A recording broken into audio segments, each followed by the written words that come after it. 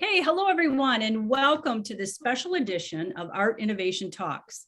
I'm Kim Gill, co-chair of the Art Innovation Talks Committee, along with Mary Lou Dykstra. And we're delighted to have Dr. Sewell Kahn with us today. Dr. Kahn is the co-leader of the Charleston TED Talks speaker coach team. And he's going to share with us just how to give a compelling and informative TED Talk style presentation. This session will be recorded and uploaded to our private YouTube channel, and it'll be a valuable resource for our members and for future presenters planning to give an art innovation talk for ISEA. Thank you, Dr. Kahn, for being here. Thanks for inviting me. I'm going to share my screen, I hope. Okay, and I'm going to take myself off of spotlighting and you can get started. Oh, do you have me on? There we go. Can you see my shared screen now?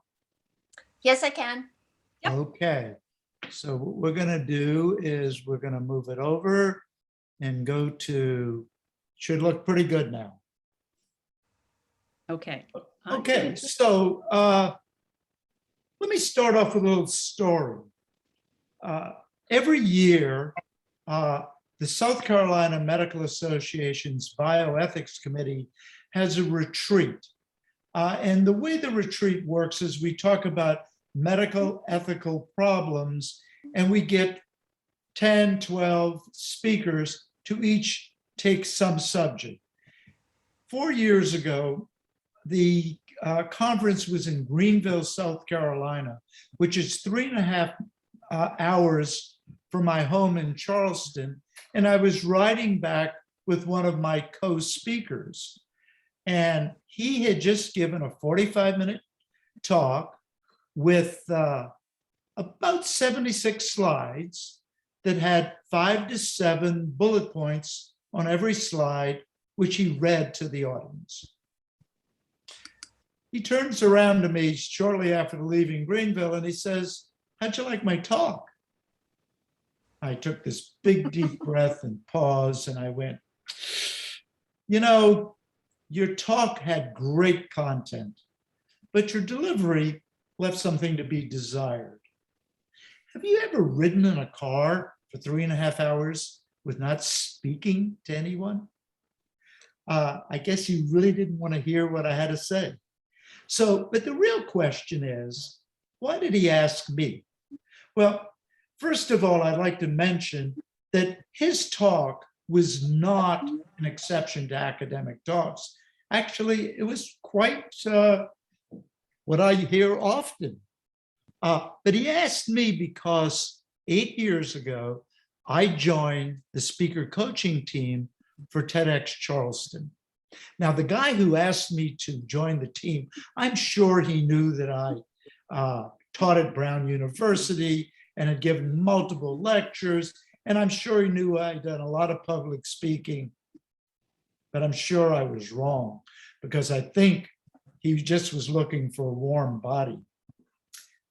Well, anyhow, my first speaker was an actor storyteller by the name of Ron Days.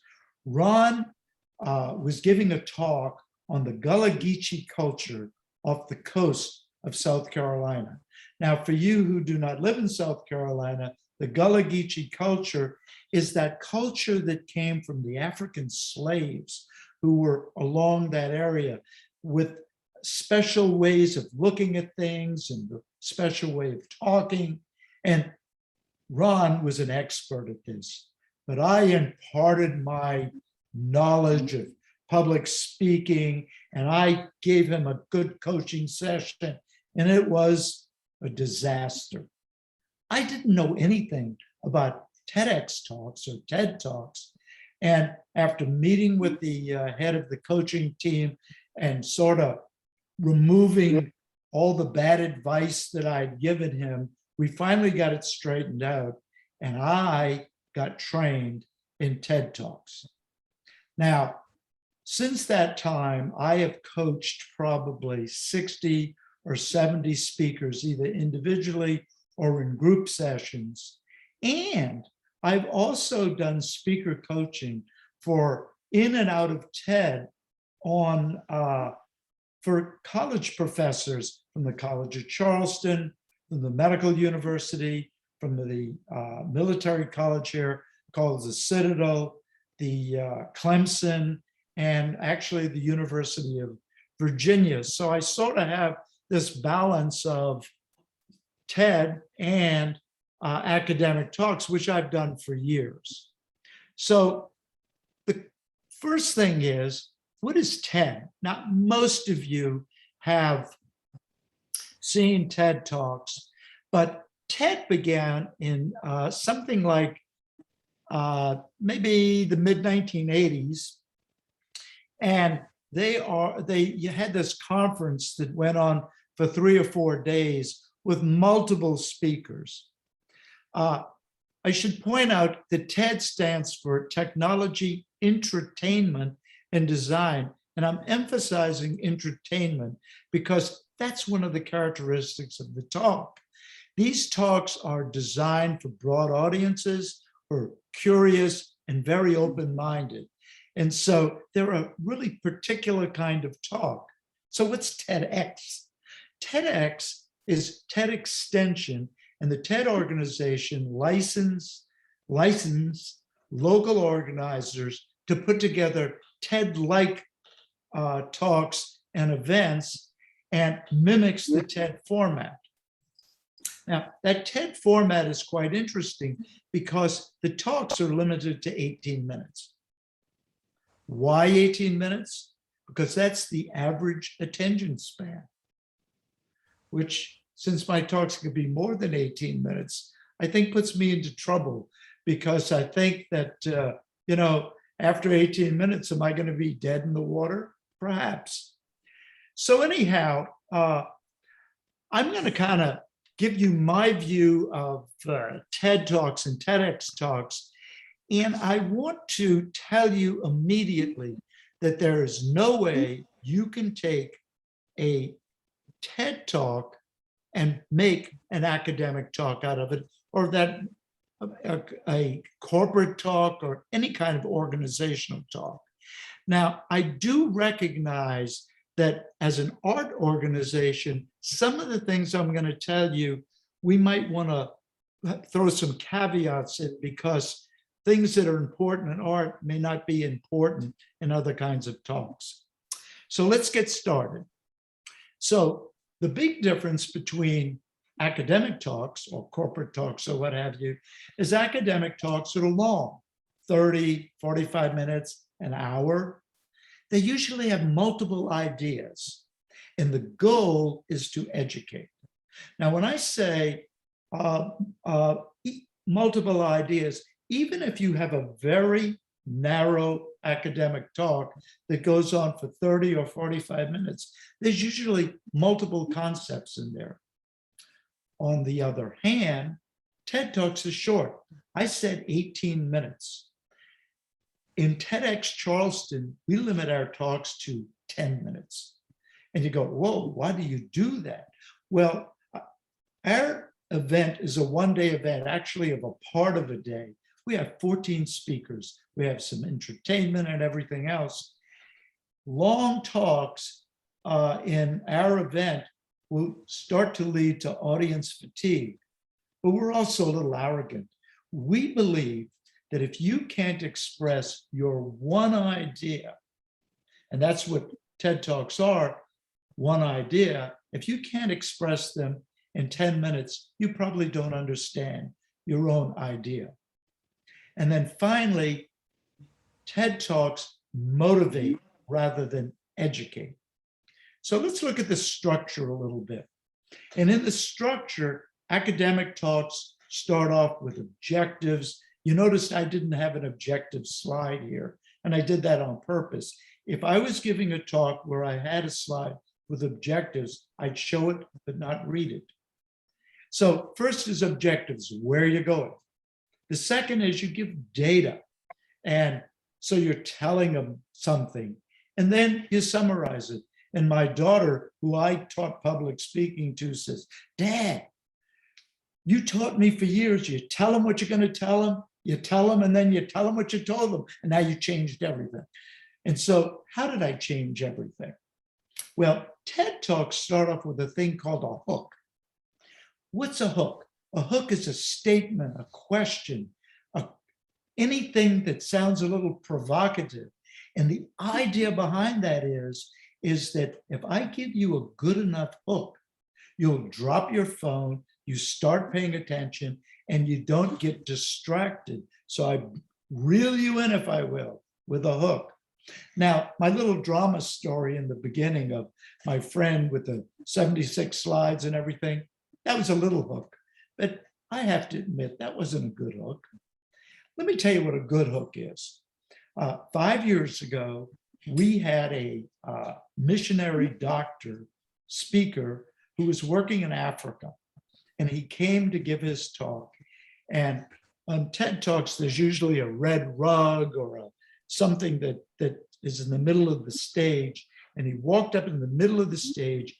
He looked out at the audience and he said, "I'd rather have HIV, AIDS, than a broken leg." We go, "What? What is he talking about? Are you kidding me?" So he's said something that's going to make you want to listen. I had another one last year. We had a woman who worked in Afghanistan, and she started off her talk by saying, "My favorite restaurant got blown up and the proprietor was killed, and all I could think about was chocolate cake." Again, holy, what are you going to say next? Now, I'm going to come back to that AIDS story later on, but the next part of the TED Talk is a story. And why do we put it in story form? It's because we don't remember data, but we remember stories. So that's what sort of makes a TED Talk memorable. And then we come to this call to action. And a call to action is to make you do, think, or appreciate something differently. Now, as I began looking at this, I thought, how do I give you a feeling of the difference in preparation? So remember I told you I was part of this bioethics retreat?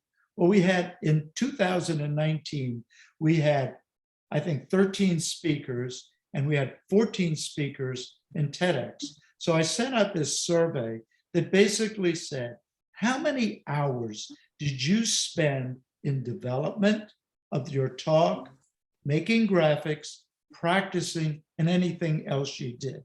And this is the difference we got in the amount of hours. And there are two big things that pop out on this immediately. One is, in blue is TEDx, and I guess that's salmon is the other color. You can see that in every category, a lot more time was spent preparing for the TEDx talk compared to the, if you will, academic talk. Well, the interesting thing is that if you add up those blue lines, it's like 90 hours of preparation for a 10-minute talk. Think about that as preparation per minute, and very little for the academic talks. And the biggest place where there was a difference is in practicing. So people who do TED Talks practice their talks a lot. People who do academic talks don't practice at all. And so it's this very big difference there. Now, one of the things that's very apparent is if you're giving a lot of talks, there's no way that you can put this much preparation time in. So that's one of the places where you can't really wholesale take the rules, because if you do that, you're going to spend all your time in preparation. So, but even making the talks or creating the talks is different. And at a TED Talk, what we do is we start with our hook, then we go to the call to action. So we start with the beginning and we go right to the end, and then we create the story in between. And this is really important because what we're doing is, think about what the call to action is. It's what you want the audience to have. And so the focus is now on the audience, and then the story comes back in to support it. The other thing is that we don't use illustrations until after the whole talk's put together. Now, this is one of the places where your organization may be a little bit different because illustration is so important for a lot of the things that you do. Now, academic talks are put together completely differently. They're done with a thing called data dump. And what's data dump? Data dump is when you start getting ready to do your talk, you open up PowerPoint or whatever your other favorite slide making program is.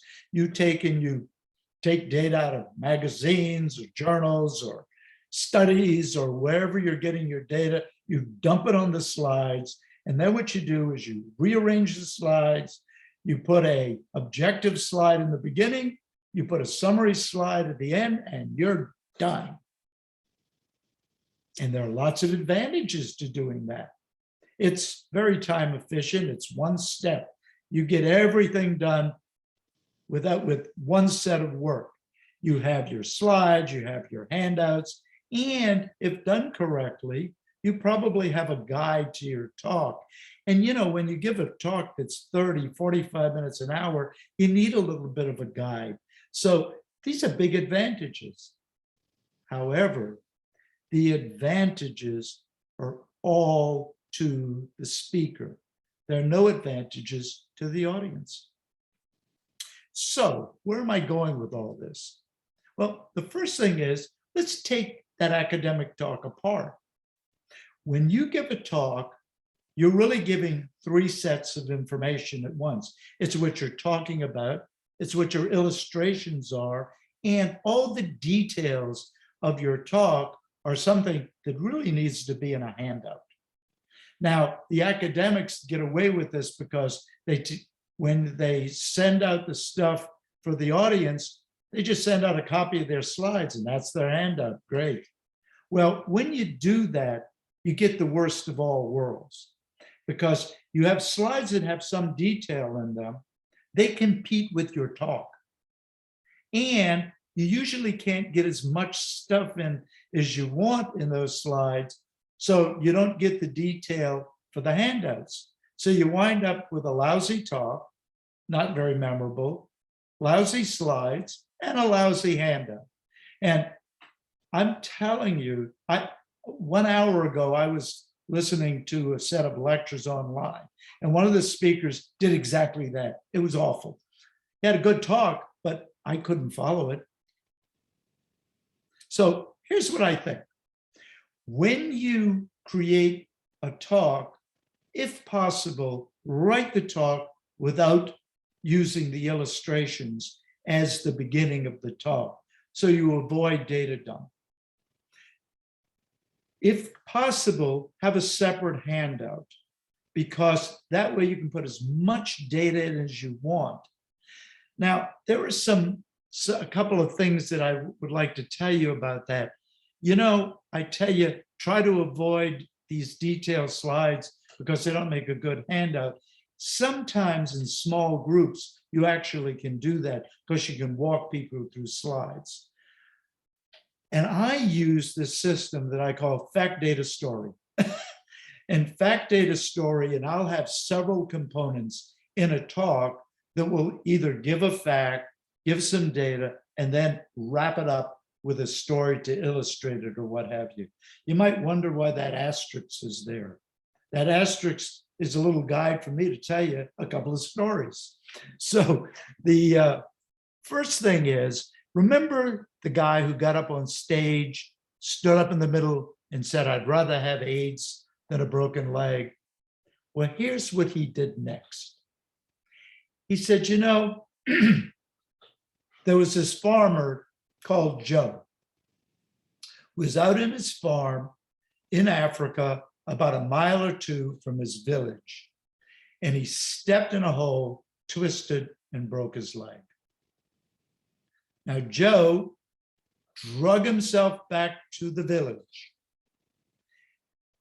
He gets to the village, and then the speaker showed a slide of a rusting ambulance sitting on cinder blocks. He said, This is the village ambulance. It hasn't been used in years. And there's no other way to get Joe to the hospital. So the local people splinted his leg, it healed poorly, and Joe was left as a cripple for the rest of his life. So the story now is telling you the lack of basic medical care and transportation is very bad for these rural farmers in Africa at a time when money is pouring in to prevent and develop treatment for AIDS. And that's why his statement was made the way it was. The other thing is that as a way of showing you how you can put this into a lecture, I give lectures on communication skills. And as you probably well know, that in communication, there are three parts to it. There is the body language that we all use, which, by the way, is probably the most important. And then there is the rhythm and the way that we use our voices, which is called paralanguage. And then, of course, you have words. And words don't always mean the same thing to everybody.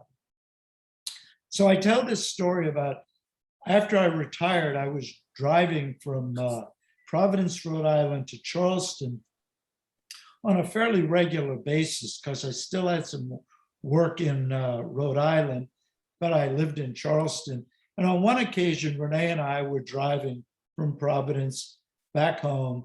About halfway along, we stop at a motel.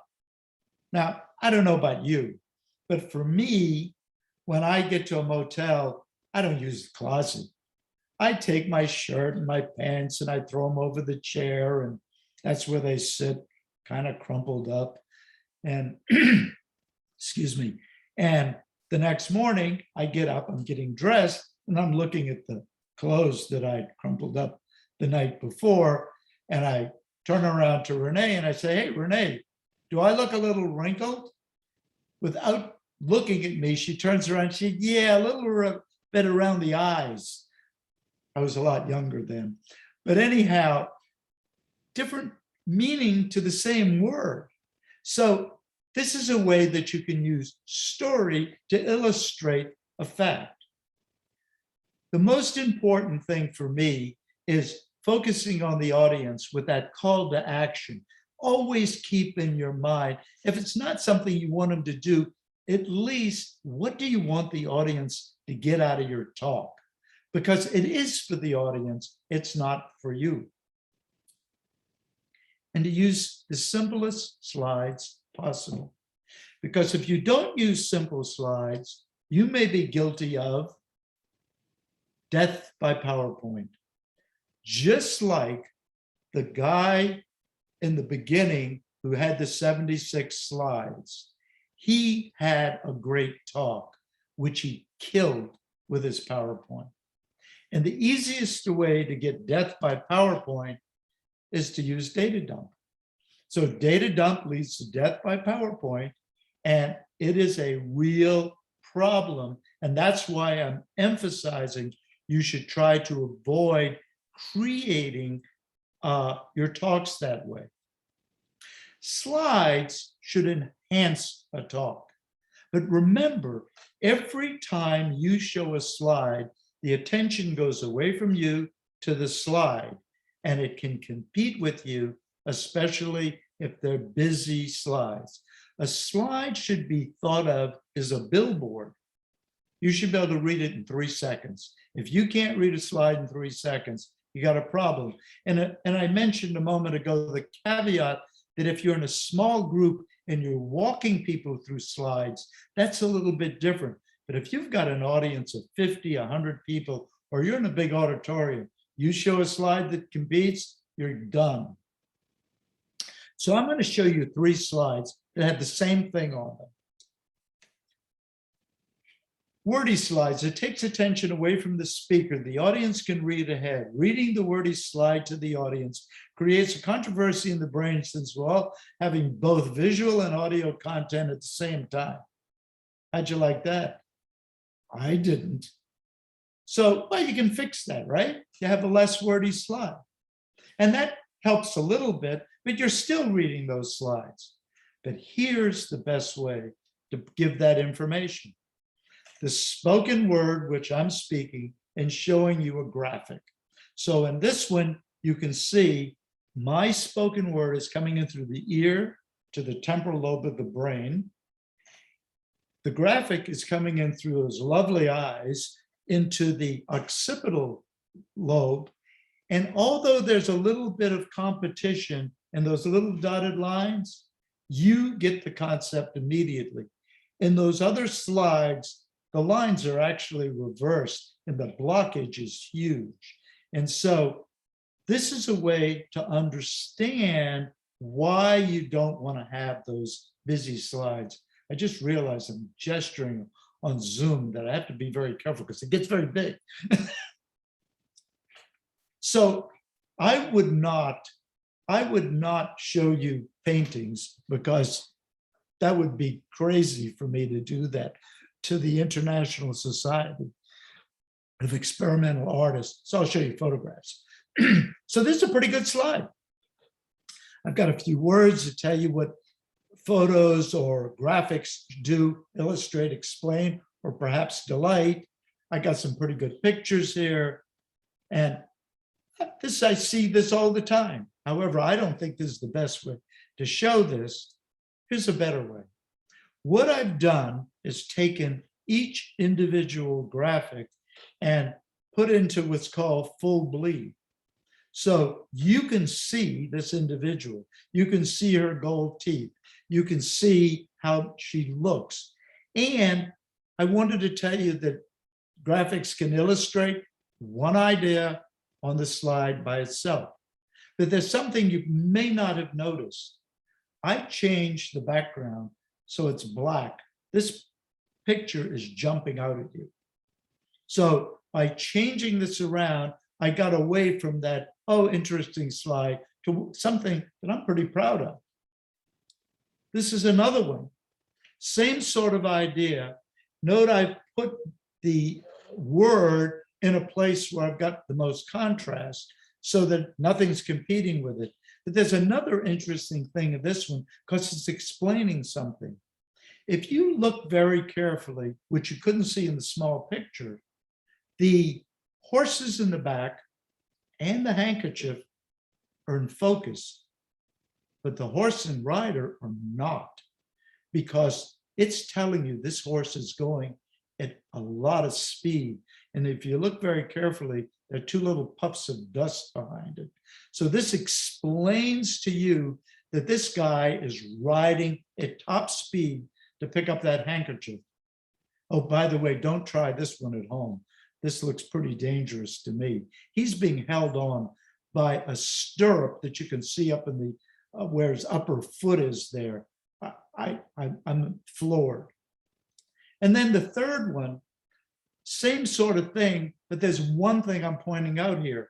In this particular slide, there was nowhere to put the word where you'd get contrast. So what I did is I filled in the text box with a little bit of black so that the word stands out. And these are things that you can do when you make your slides of your paintings or your photographs or graphs or anything, to remember it should be easy to read and be easy to be seen. Now, in many occasions, people put videos into their slides, and they'll take and put a little video and they'll have a few words and everything else. And this is sort of how it looks. And if I'm lucky, I can make it start. Wow. So that was okay. But the same rules should apply to videos also. So I would go to full bleed, black background, and do that again. And if I did that, this is what it looks like. I don't know who said the wow.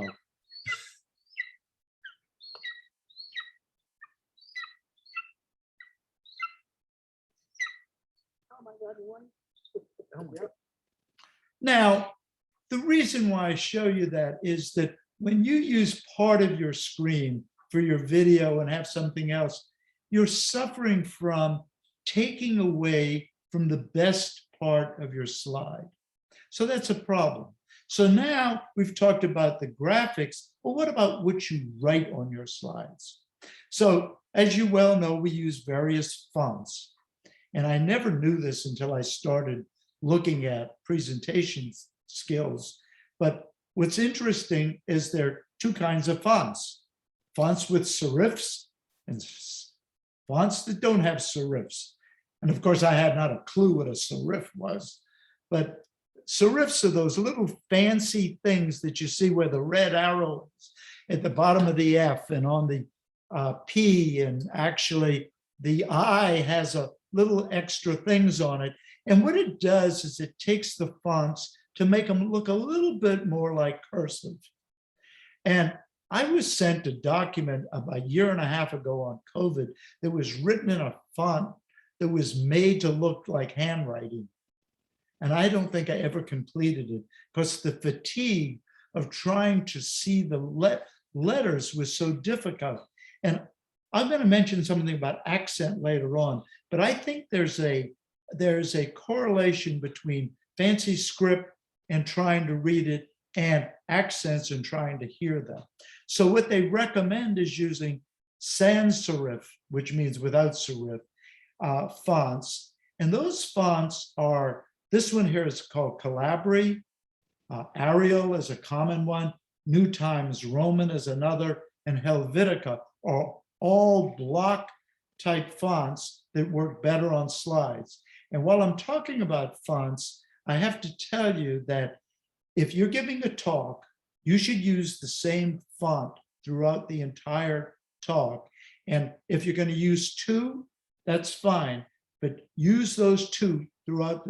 Two is fine, but just use them throughout the entire talk so that people don't have to readjust to whatever you're having there. It sounds like a small point, but it's not. Well, size is the other problem. Now, the first line on this thing here says never use less than 24 points, which I wrote in 20. I will guarantee you that if we were in an auditorium in the back of the room, they would not be able to read that line. So only 3 sizes. The headings should be 44 and the body about 36 with the subtext around 28. Now, let me tell you why this is important.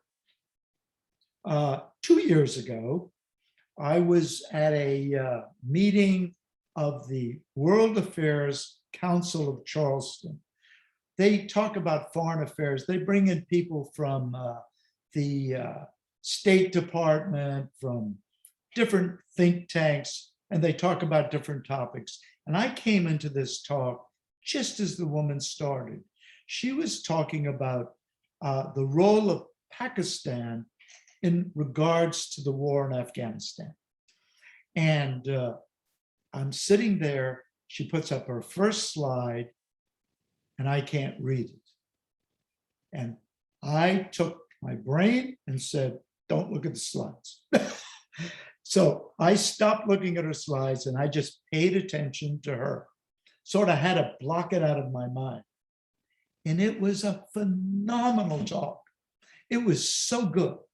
At the end of the talk, one of my friends who was sitting in the 3rd row comes up and I asked him, I said, what did you think of the talk? He said, it was awful. So what do you mean it was awful? It was great. He said, I couldn't read her slides. He was in the 3rd row. So it's really important to make sure that people can understand and read the slides, because if they're not, it's a waste. Now, there's a second message here. If you can't read the slides, stop trying if you're in the audience. The other thing I wanted to point out is in the bottom of this slide, it says Chris Anderson, the official TED guide. And that is the attribution for where I got this information. And sometimes, and most of the time, when you get information from somebody else, you should put an attribution there. So why did I put it in 10 points? Because I don't care if you can read it or not, but I didn't want it to take away. Sometimes you want people to be able to see it. Then you have to go up to at least 24 points. So there's another thing about this. We're all in fairly well-lit rooms. And if you're giving a talk in a lit room, it's dark on white. If you're giving talk in a darkened room, it's dark, it's light on dark, and looks like that. And so if you know what kind of room you're going to be in, you might have to change your slides for that. And so this is the same slide, just reversed. And you can use white on black, white on blue, white on dark gray. And there's lots and lots of different layouts and color combinations. So you just have to think, is this light on dark or dark on light when you use those? And you have to make a choice. Now, these graphs don't make any, they're not important. I've used parts of these in other talks, but I put them all together because I wanted to point out that so many times the lecture I heard today had 5 slides that looked like this. And the problem is that you have one kind of graph and a pie graph and a chart and everything else all put together. And if the person doesn't walk you through all of them, you can't follow them because you're looking here and he's talking here. And it is very, you talk about multitasking. You can't multitask on that slide. And so I tell people that you should always separate them so they look like this. This is what I showed you before. And again, I want to point out, I try to make my graphs as simple as possible. And in medical talks, the problem is they take the graphs from articles that are designed to be studied when you're reading, and they should not be used for projection. But that's a whole other problem. And the same thing here. In tables, one of the problems is most tables have, maybe 10, 12, 15 rows. And one of the tricks is to highlight the rows as you talk about them. And there are multiple ways of doing that. And then this is the pie graph. And what's missing here is the percentages on all the colors here.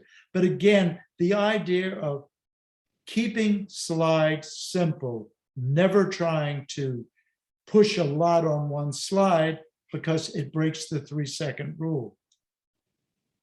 Now, I've spent a fair amount of time on how you create a talk.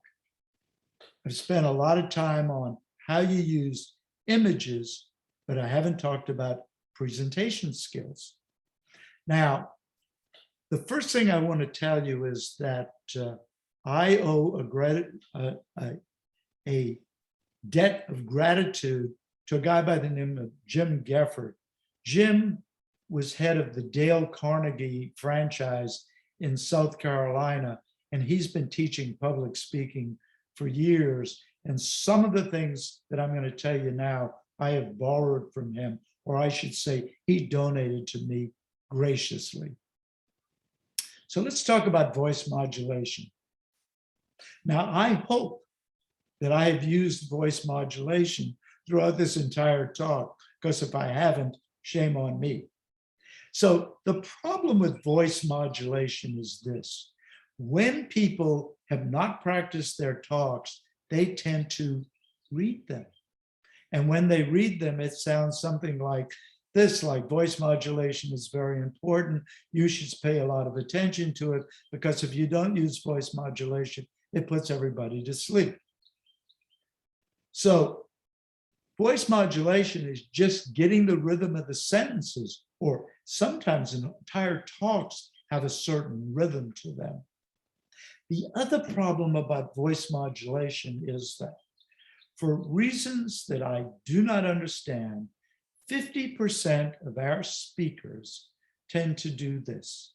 They tend to start talking and they start their sentences with a lot of emphasis and they let it drop off. And they'll start another sentence and let it drop off. And you do that. 50% of people do that. And the first thing we do in coaching is go, hey, you dropped the end of your sentence. Stop doing that. And we keep doing that over and over again. So that's one of the things that that we point out to people. Timing, and I see your hand up, and we'll answer your question in a minute when we finish. Timing and pauses. So years ago, I was brought into the United States Army, and I was in San Antonio, Texas, and Fort Sam Houston, taking a 2-week course crammed into 6 weeks. And when we finished the course, we went to the West Coast, where we went to far places across the Pacific. Well, on the way, we stopped at Las Vegas, Nevada. And in Las Vegas, we went to shows. And one of the shows we went to see was the young Woody Allen. And the young Woody, you'll figure out about how long that was.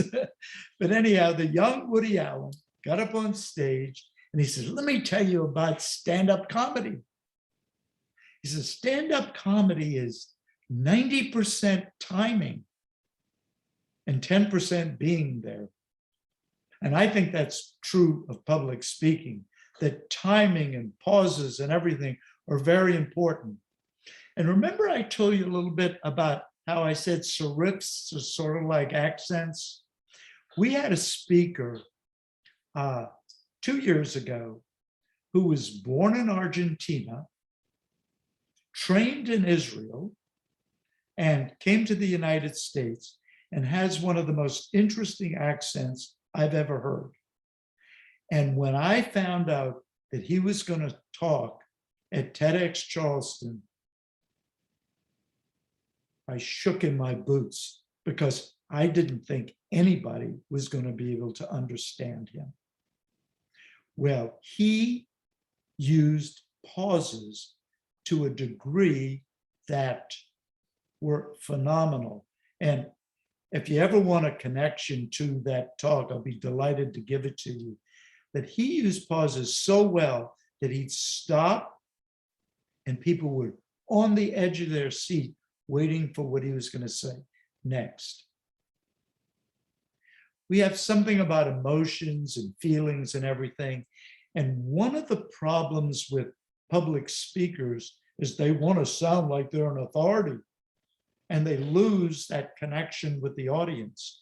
So you should show emotions and feeling and vulnerability when you give a talk. If you're excited about something, be excited. If you're sad, be sad, or what have you. But show your emotions and be willing to be vulnerable.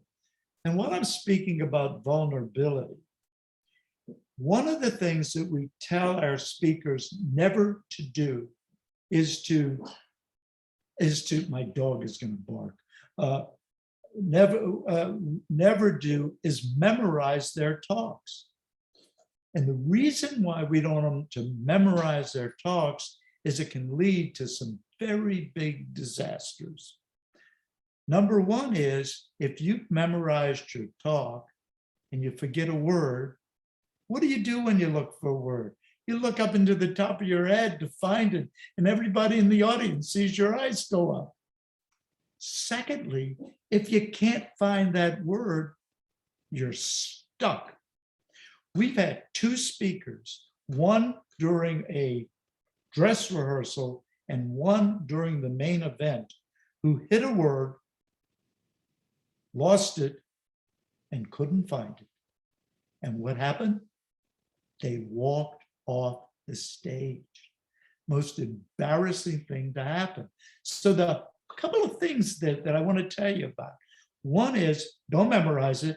And if you flub up, you mess up. Who cares? And so when I make a mistake, I laugh. Oops, missed that. It's funny. It's gone. Audience loves it. So never worry about making a mistake, and never memorize, because it'll get you. The other thing is impact words. You know, I talked about body language before, and I talk about how important it is. If you don't put the right emphasis on your words, you send different messages when you give a talk. So you know, if you're going to say, I'm going to hit you, emphasize it. If I'm going to make something blow up, emphasize it. If you want to tell somebody you love them, it's softer. So the impact has to be appropriate for the words. Now, my friend Jim Gefford loves to tell this. He says, you know, where you put your emphasis on the words always changes the meaning of the sentence. So, for example, he says, I never told you that he stole the money. And then he goes, I never told you he stole the money. I never told you he stole the money. I never told you he stole the money, on and on and on. And every time you emphasize a different word, you get a different meaning. And then finally, and I've been gesturing a little bit, but finally is gestures and posture. Now, on Zoom, you can't do much of that.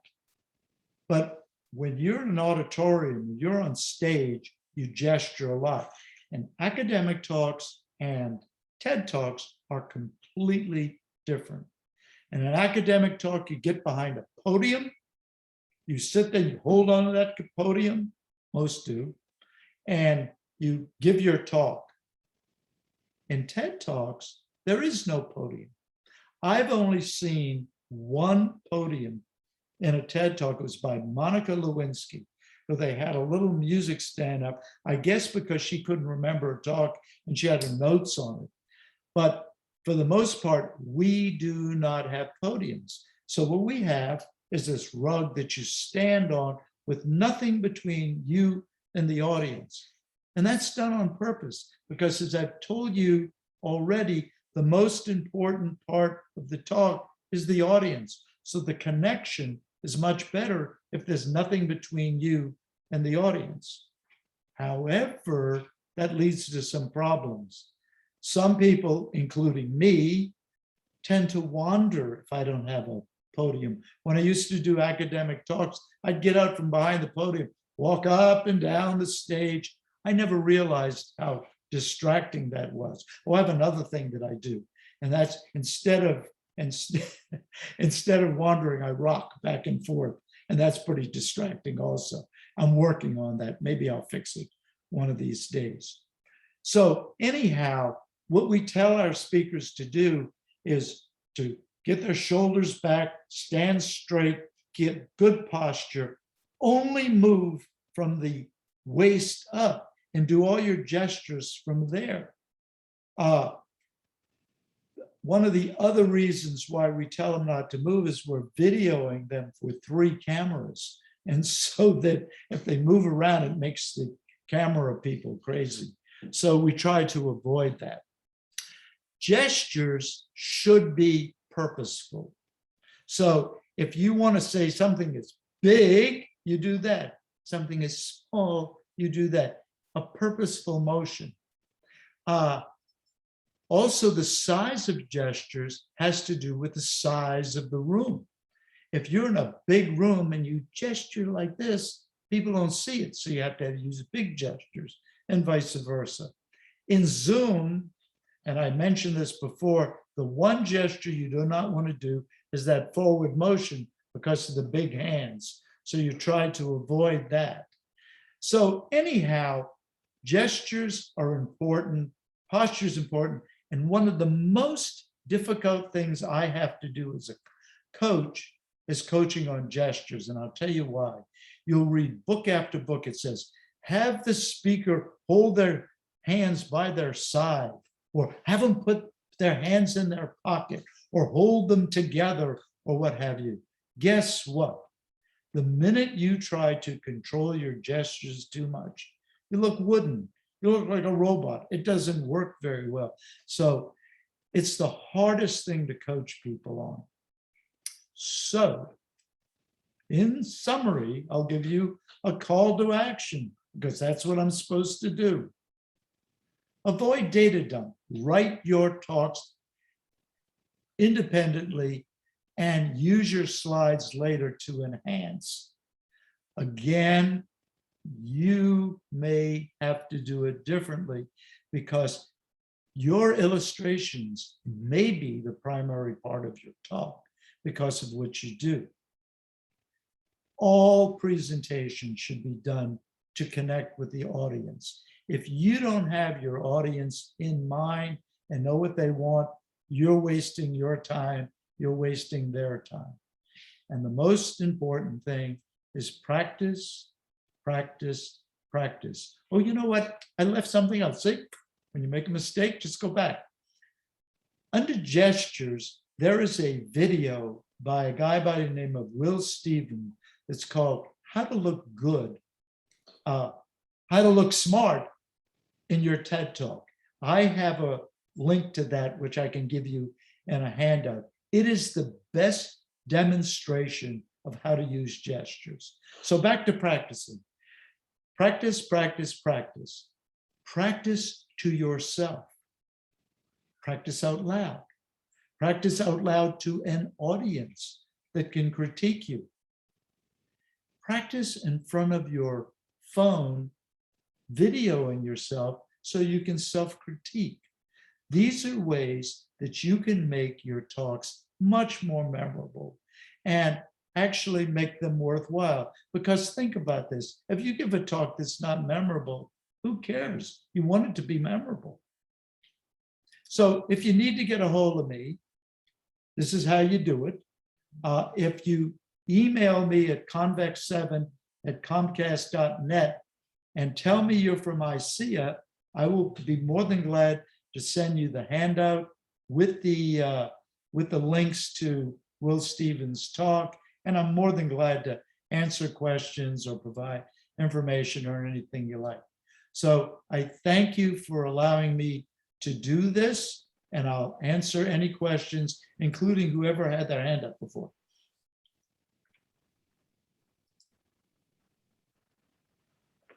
See, let me see if I can unshare here. Stop sharing. There you go. Great. Okay. Thank you. Wow. I don't know about you guys, but I learned a lot today. Thanks. I hope so. It's great. Haley, if you guys had some questions on chat, I think Haley was going to possibly share. Yeah. Well, thank you. Thank you so much. That was so good. I'm glad I was on mute. I was giggling a few times. So that was great. Okay. So we have a question for Zoom TED-like talks. What can you or should we do as far as the setting? For instance, my laptops are in my cluttered home. My studio is often more cluttered, messy. So help. How can we stage our Zoom setting, chair, waist up in our homes? Suggestions are welcome. I'm going to give you 3 answers. Okay. Answer number 1 is what my wife did a couple of weeks ago and is going to do again. She created a screen that goes behind her. She's actually changing it, but basically created a screen. That's 1. 2 is Zoom has backgrounds that you can, there's a thing here, I believe it's under video, but you can put on backgrounds and you can actually, I have a friend of mine who took a picture of the view out of his house. And when you go to, you can actually put the picture in you want. It's very good, except for one thing. If you move back and forward, you pop in and out of your own background. I had a professor from the College of Charleston who we did a Zoom conference with. And I asked him a question. This was in preparation. He had the background. It was a beautiful picture of a bridge that's here in Charleston. Beautiful background. I asked him a question. He reached back to get something. And when he did, he disappeared into his background. And it was funny. And so I said to him, "Oh, you're using a background." And he goes, "Yeah." He says, "Let me take it off for you." And he took it off. And you think you have a cluttered desk? You ain't seen nothing yet. This was amazing. He had a desk that was more cluttered than anything I've ever seen. Now, along that line, I staged this room, okay? Just so you know. What I did was, I have 2 windows over here that have a lot of light. In fact, one of the windows, you can see a little bit of light coming in. What I did is I put a black cloth over them so that I wouldn't be lit on this side. I have every light in this room on, okay? Behind me, I took an easel and I borrowed a painting from my wife. And so I've created a background. And you think this is my desk? This is my desk. I just moved it out of the way. So the 3 answers are, you could create a screen, you can use the Zoom backgrounds, or you can just stage a little something. And it's according to what kind of room you have. This one's quite easy to stage because I usually keep I usually have a painting behind me all the time, primarily because I'm married to a very good artist and I can borrow a painting. So that's, but if I didn't, I could always stage a painting behind me. And then I make sure that what you can see is cleaned up. That doesn't mean that the room is cleaned up for sure, but that part is cleaned up. I don't know if that's helpful or not.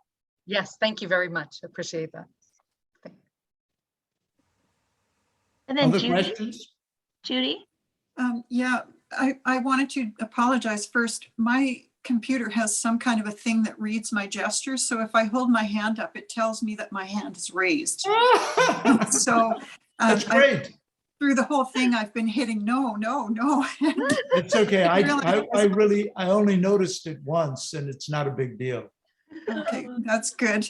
I did have one comment, and this may be for the production end of it as opposed to the actual talk end of it. But in some of your slides, I could not see the bottom of the slide because I have the row of people that is appearing on my screen. So for example, when you talked about the attribution of a quote from someone, that was not visible. And neither were the words underneath the video that you showed of the person with the hawk. Oh, okay. Oh, that's interesting. Yeah, I believe, unfortunately, I don't know a lot about production, but yeah, I don't know how to fix that. It may be because you're not spotlighted. It may be because of the format that we were using. So if there's a way to make the people disappear off the bottom of the screen, then I could have seen your slides full screen. Well, I can tell you what I do. What kind of computer do you have? I'm on an PC? iPad right now. Huh? I'm on an iPad right now. Okay. What I do when I go to a Zoom conference is I look at view, and then there's a way to get rid of all the pictures. And so I try not to have anybody in there.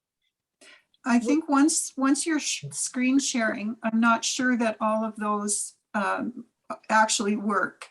And so if you're spotlighted, I think from our end, if you're spotlighted and then you share your screen, then I can get the speaker as a small icon to the left of the slides. Yeah. So I think it's because we didn't have you spotlighted. We have you in speaker view. Oh, it's funny because I'm showing Judy that he is spotlighted.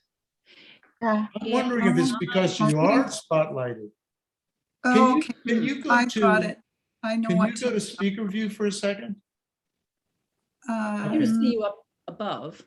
Yeah. Okay, there is an that option doesn't at the work for bottom me. of I see. there's an option at the bottom of the screen now. I see that there's a minimize button at the bottom of the row, and that probably would have fixed it. So it's my apologies. Yeah. Yeah, but that's exactly what I do when it has something to do with whose Zoom it is, because there's, like you have to have co-host and all. When I use Zoom from here, anybody can share.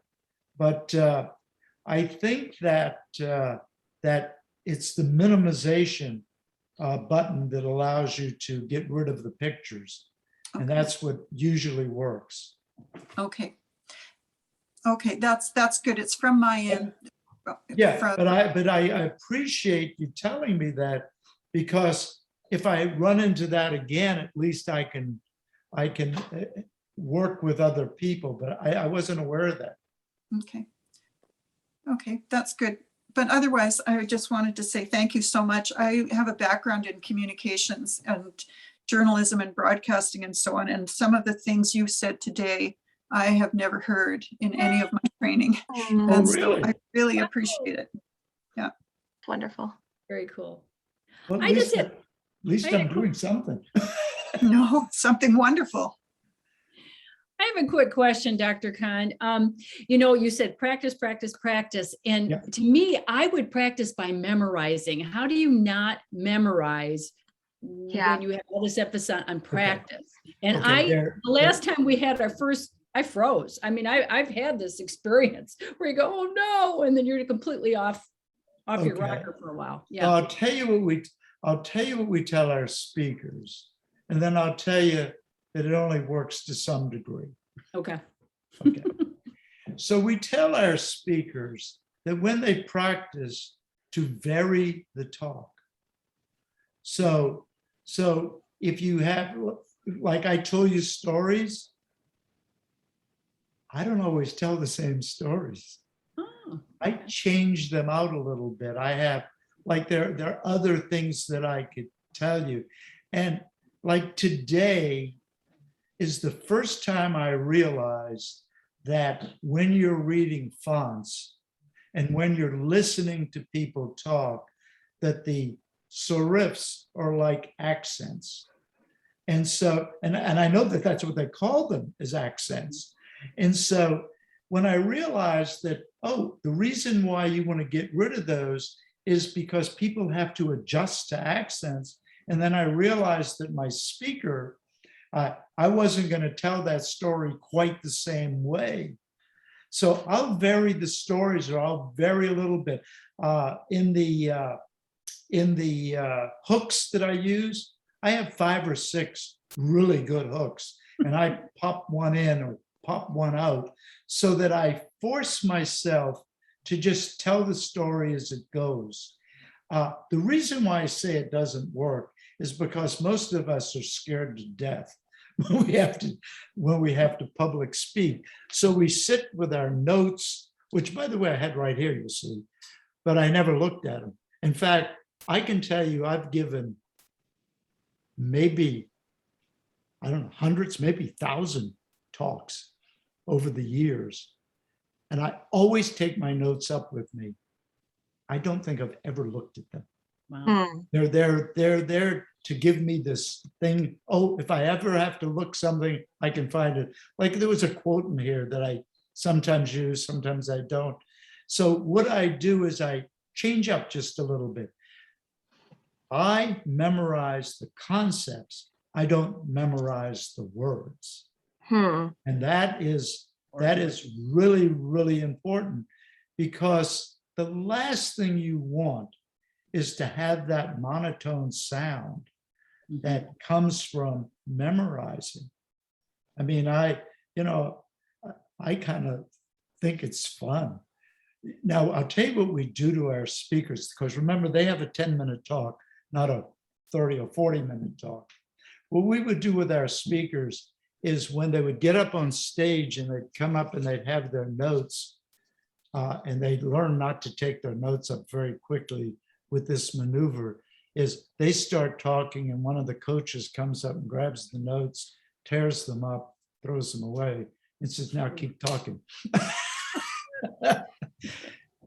And of course, we love to tell the story about the guy we did that to. And as soon as we did that, he reached in his pocket, he took out the next copy.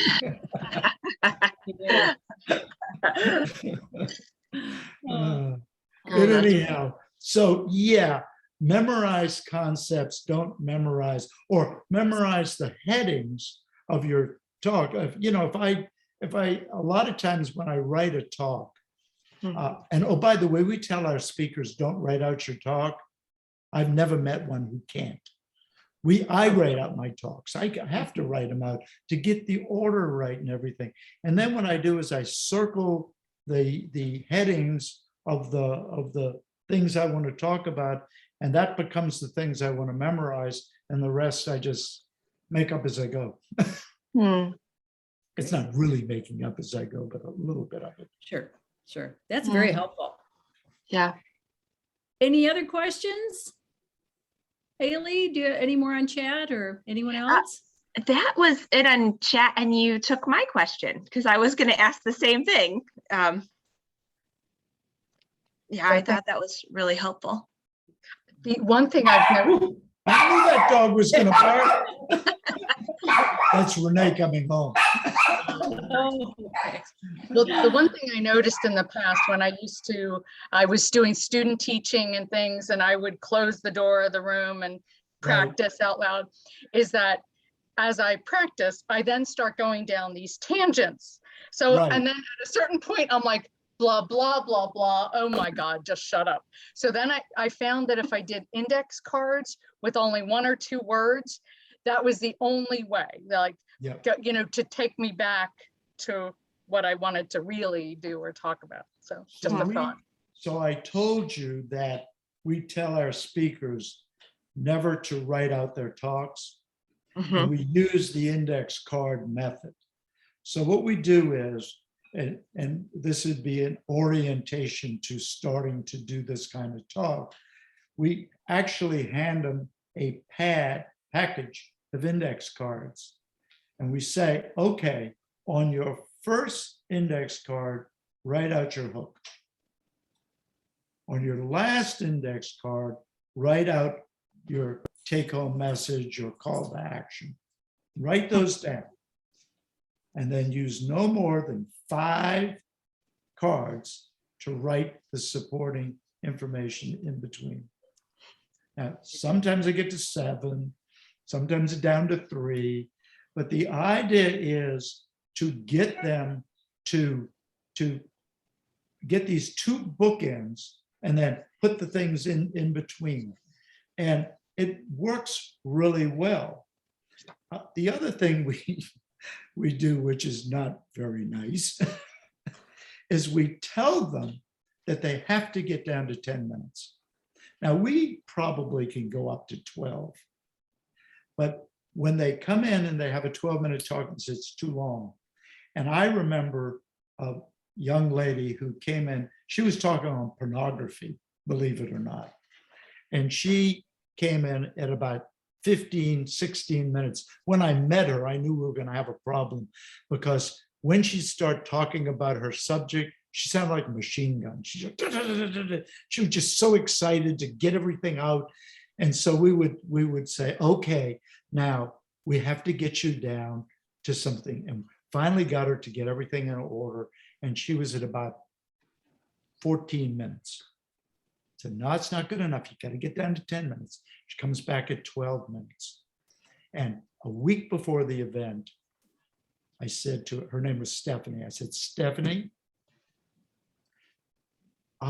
either you're going to shorten that talk to 10 minutes or I'm going to shorten the talk. And she looked at me and said, no way in hell are you going to shorten my talk. I will definitely be at 10 minutes. She came in at 10 minutes and 30 seconds during the thing. It was phenomenal. And it's one of the best talks I've ever heard, because everything that was out here just got pushed together very, and that's something that people really don't realize, that you can tell stories and you can do everything, but you don't have to go off on those tangents, but you have to learn how to control that. And it's hard. I mean, by the way, I want to tell you something. You may have not noticed this, but did you notice the talk had 3 very different sort of components to it? We talked about composing it, we talked about images, and we talked about presentation skills. I wrote each of those as a TED talk at 10 minutes apiece. And then I knitted them back together and expanded them out for the full talk that you had. So Wow. I was practicing how to do 10-minute talks. Great. Hmm. Any Well, other questions? Anybody else? I don't know. This has been wonderful. And we have gone beyond, we're about an hour and a half, hour and 15 minutes. Wow. Whoa. I know. It seemed like 10 minutes. How do we do that? I don't know, but learned a lot. Really. So anyhow, is my only little plug for myself. I do this professionally. And although I was trained in medicine, I do public speaking. What is this? But anyhow, if anybody ever needs help, I can coach over Zoom or what have you. And I'm more than glad to help people. Sometimes in just putting together a talk, it might take an hour, it might take a little longer or what have you. I'm currently working with a professor over at the medical university who showed me his talk. He said, this is a sample of one of my talks. And I said, well, I'd rather work with you in person. He says, no, review this video. I reviewed it. And I met with him for the first time. And he said, what do you think? I said, it was awful. He said, I know, that's why you're coaching me. And we're having a good time, really getting him to a place where I think he can, he's got such great material. All he needs to do is learn how to get it across. Oh, it's great. And that's the most important thing. Yeah. I love your call to action or call to motivate. Yes. And speaking of which, I am so excited for those of you, I was able to preview Renee, your lovely wife's talk, which will be November 4th at 2 p.m. It's transforming emotions into art, and it's fabulous. And she has one hook. When you said hook, I knew exactly what that And we'll hook leave it at is. that. Wow, it's a zinger. So thank you. We're looking forward to Renee's talk. And Great. really, this is going to be a great tool for, Sure. anybody that's going to give any of our members, whether it's for art innovation talks or not. It's a great Mhm. tool. So thank you. We know how Thank to you. contact you and just really appreciate it. So Quite welcome. Thank you. It's my appreciate pleasure. it so much. Yeah. Thank Well, you. I'm going to stop our recording and we can continue to talk, but let's see. Make sure I do this correctly.